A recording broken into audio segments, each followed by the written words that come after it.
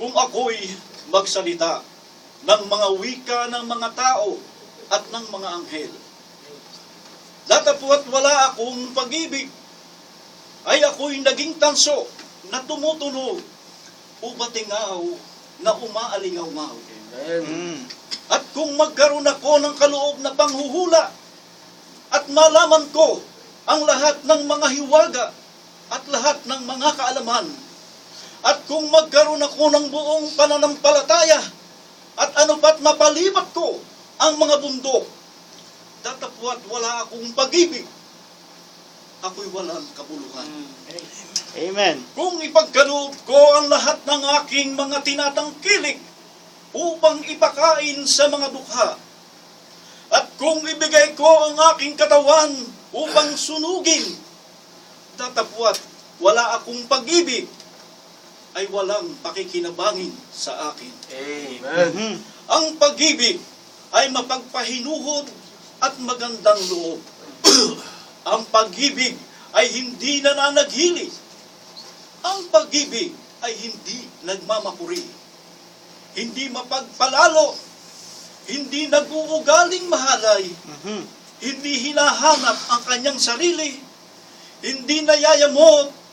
Hindi inaalumana ang masama.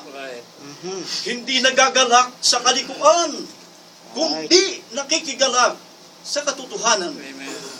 Lahat ay binabata, lahat ay pinagtitiwalaan, lahat ay inaasahan, lahat ay tinitiis. Ang pag-ibig ay hindi nagkukulang kailanman, maging ang mga hula ay mga tatapos, maging mga wika ay titigil, maging mga kaalaman ay mawawala. Sapagkat nangakakilala tayo ng bahagya at nanganghuhula tayo ng bahagya. Datapwat, kapag dumating ang sakdal, ang bahagya ay matatapos. Amen. Noong ako'y bata pa, nagsasalita akong gaya ng bata. Nagdaramdam akong gaya ng bata. Nag-iisip akong gaya ng bata. Ngayon, maganap ang aking pagkatao, ay iniwan ko na ang mga bagay ng pagkabata. Amen. Sapagkat ngayon, malabo tayong nakakakita sa isang salamin. Ngunit pagkatapos, ay makikita natin ng mukhaan.